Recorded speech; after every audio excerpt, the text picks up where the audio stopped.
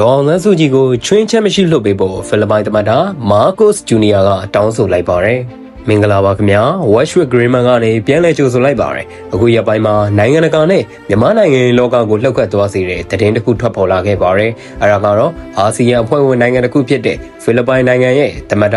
မားကိုစ်ဂျူနီယာကမြန်မာအရေးနဲ့ပတ်သက်ပြီးအတန်ကျကျလောင်လောင်ထွက်ပေါ်လာခဲ့ပါတယ်။သူကဒေါ်အောင်ဆန်းစုကြည်ကိုချွင်းချက်မရှိလွှတ်ပေးဖို့ပြောရုံနဲ့မကသူမကိုခေါင်းဆောင်တဦးအဖြစ်အတိမတ်ပြုပြီးနှွေးထွေးမှုတွေမှာထည့်သွင်းရမယ်လို့ပြက်ပြက်သားသားပြောဆိုလိုက်ပါတယ်။ဒါဟာအာဆီယံရဲ့ဝင်မစွက်ပတ်ရေးကိုကြော်လွန်ပြီးမြန်မာအရေးမှာအလှည့်အပြောင်းတစ်ခုဖြစ်လာနိုင်ကြလား။ဒီနေ့မှာတော့ဒီသတင်းရဲ့နောက်ွယ်ကအချက်လက်တွေကိုအသေးစိတ်စမ်းစစ်ပြသသွားပြီးမှဖြစ်ပါတယ်။မေလ10ရက်နေ့ကပြုလုပ်ခဲ့တဲ့အာဆီယံထိပ်သီးအစည်းအဝေးပြီးသတင်းစာရှင်းလင်းပွဲမှာသမ္မတမားကိုစ်ကအခုလိုပြောကြားခဲ့ပါတယ်။ဒေါ်နန်းစုကြည်ကိုပြန်လွှတ်ပေးဖို့သူမရဲ့အခွင့်အရေးတွေကိုကျင့်သုံးခွင့်ပေးဖို့နဲ့သူမကိုခေါင်းဆောင်တဦးအဖြစ်တိမှတ်ပြုထားရဲဆိုရင်ခေါင်းဆောင်တဦးအနေနဲ့လုပ်ငန်းဆောင်တာတွေကိုလှုပ်ဆောင်ခွင့်ရရှိနိုင်ရမယ်လို့ဆိုလိုပါတယ်။ဒါအပြင်ဒီရက်တီချက်ဟာအရင်ကလည်းမပြောင်းလဲခဲ့သလိုအခုလည်းအနေငယ်မျှပြောင်းလဲသွားမည်မဟုတ်ဘူးလို့သူကအခိုင်အမာပြောဆိုခဲ့ပါတယ်။ဒါဟာမြန်မာစကောင်းဆောင်တွေအတွက်တော့တော်တော်လေးကိုဖိအားဖြစ်စေတဲ့စကားလုံးတွေပါ။သမ္မတမားကိုစ်ကမြန်မာအရေးနဲ့ပတ်သက်ပြီး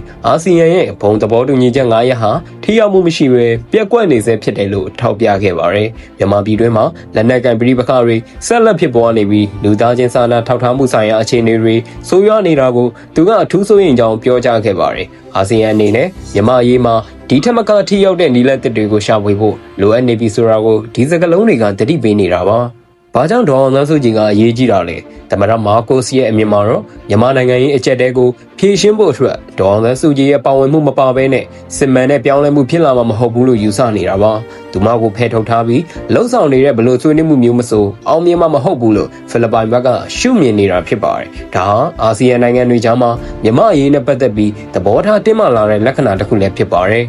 ဖိလစ်ပိုင်ရဲ့ဒီလိုပြောဆိုချက်ဟာအနောက်နိုင်ငံတွေရဲ့တောင်းဆိုချက်တွေနဲ့ထပ်တူကျနေပါတယ်။အာဆီယံအဖွဲ့ဝင်နိုင်ငံတွေကြားမှာမြန်မာအရေးကိုကိုင်တွယ်ပုံနဲ့ပတ်သက်ပြီးအမြင်မတူတာတွေရှိနေပေမဲ့ဖိလစ်ပိုင်၊အင်ဒိုနီးရှားနဲ့မလေးရှားတို့လိုနိုင်ငံတွေကတော့ပိုပြီးတင်းမာတဲ့ရည်တည်ချက်တွေကိုပြသလာနေပါတယ်။ဒါဟာမြန်မာစစ်တပ်အတွက်နိုင်ငံတကာမျက်နှာစာမှာပိုပြီးအထီးကျန်လာစေမဲ့အခြေအနေမျိုးဖြစ်ပါတယ်။သမ္မတမားကိုစ်ရဲ့စကားတွေကမြန်မာနိုင်ငံရဲ့အတွက်အလင်းရောင်တစ်ခုဖြစ်လာမလားဒါမှမဟုတ်အရင်လိုပဲစာရွက်ပေါ်ကစကားလုံးတွေအဖြစ်ပဲကြန့်ရှိနေမလားဆိုတာကတော့စောင့်ကြည့်အောင်ပါ